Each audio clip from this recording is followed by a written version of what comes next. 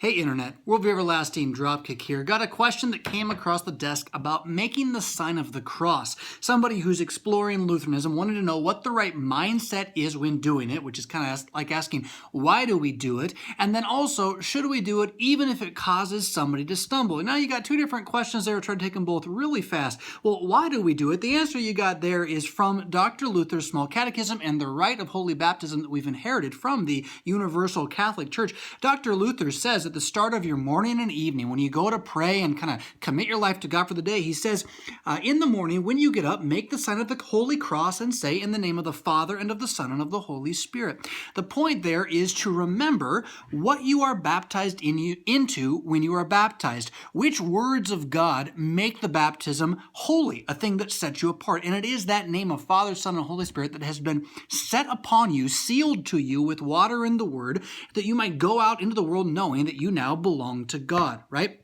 And this happens in the liturgy of Holy Baptism. Right here out of your LSB hymnal, the pastor makes the sign of the Holy Cross upon the forehead and heart of each candidate and says, receive the sign of the Holy Cross both upon your heart and upon your forehead to mark you as one redeemed by Christ the crucified. Now, many pastors will make the sign of the cross twice upon the heart and the forehead and the heart. I tend to just do it once over both the entire thing to emphasize, look, this is a gift. This is a tradition that's been handed down as a way for you to remember that you're baptized. That's all it is, nothing less, nothing more. It is a way of reminding yourself of what God has most certainly said and done to you that can never be taken away from you.